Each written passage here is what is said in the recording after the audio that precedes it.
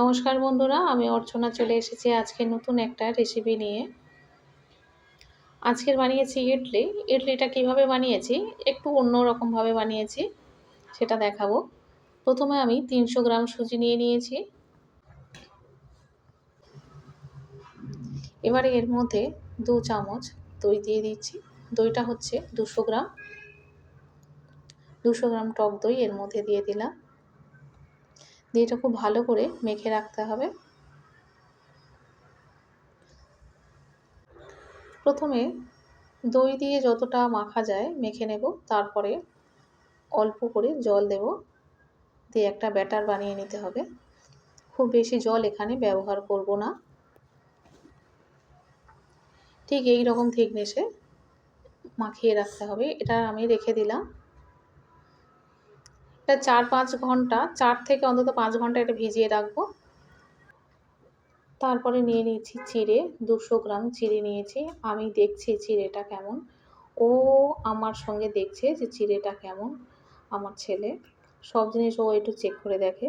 যাই হোক, চিড়েটা আমি জল দিয়ে ধুয়ে দিলাম। এটা আরও 2 বার ধুয়ে রেখে দেব। 4 ঘন্টা পরে ফিরে এলাম।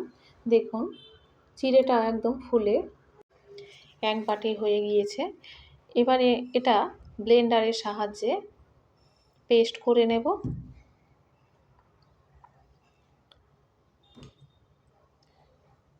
সবটুকু চিড়ে ব্লেন্ডারের মধ্যে দিয়ে দিচ্ছি।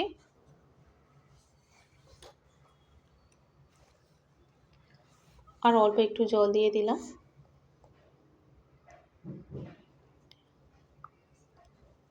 দেখুন কত সুন্দর হয়েছে। একটা সুন্দর পেস্ট বানিয়ে নিয়েছি। সুজি আর দইটা যে আমি আগে থেকে মেখে রেখেছিলাম তার মধ্যে দিয়ে দেব।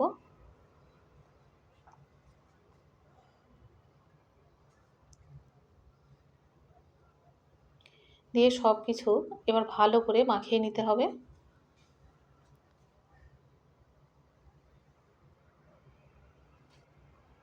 এখানে চাল ডাল বা শুধু সুজি ব্যবহার করিনি, এর সঙ্গে চিড়ে দিয়েছি।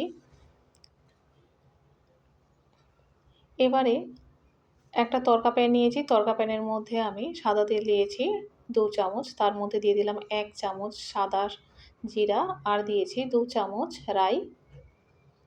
দিয়ে দিচ্ছি অর্ধেক চামচ হিং, আর দেব সামান্য একটু কাঁচা লঙ্কা। অর্ধেক চামচ কাঁচা লঙ্কা দিয়ে দিয়েছি। দিয়ে ব্যাটারের মধ্যে ঢেলে দেব।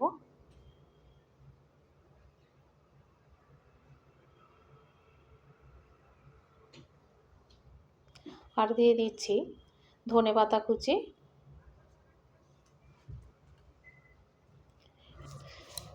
স্বাদ মতো নুন দিয়ে দিয়েছি।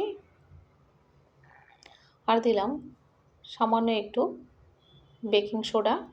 দিয়ে ভালো করে মাখিয়ে নিলাম। খুব সুন্দর হয়েছে, এরকম থিকনেসের হবে। এবারে ইডলির যে স্ট্যান্ড সেটা নিয়ে নিয়েছি। তাতে সাদা তেল একটু ব্রাশ করে দেব।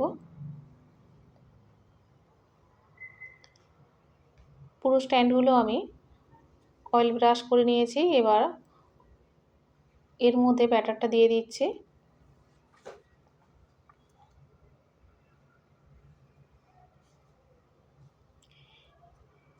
এভাবে সবগুলোতে দিয়ে দেব।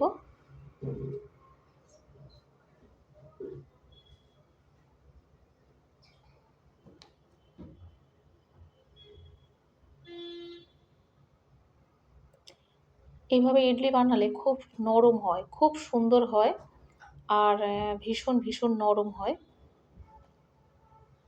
বাচ্চাদের পক্ষে তো আর বেশি ভালো, এত সুন্দর নরম। আর শুধুও খাওয়া যায়। দেখুন সব কটা দেয়া হয়ে গিয়েছে। এখানে আমি বসিয়েও দিয়েছি। খুব বেশি সময়ও লাগে না, 10 মিনিট হলে বেশি হয়ে যায়, খুব তাড়াতাড়ি হয়ে যায়। নামিয়ে রেখেছি, একটু ঠান্ডা হলে এটা তুলে নেব। কতটা নরম হয় আর কত সুন্দর হয় দেখাবো।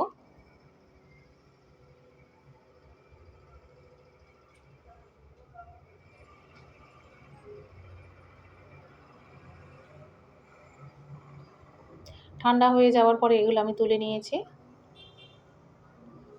এটা আজকের বাদামের চাটনি দিয়ে খাওয়া হবে।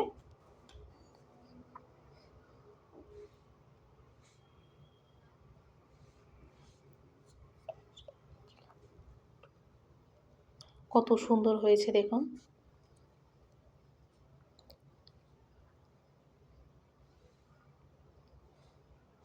ভীষণ নরম হয়েছে, ভীষণ নরম। আর তুলতেই তো ভেঙে যাচ্ছে, এত সুন্দর হয়েছে। ঠান্ডা হয়ে যাওয়ার পরেও যখন তুলছি তখনও ভেঙে যাচ্ছে, এত নরম হয়েছে।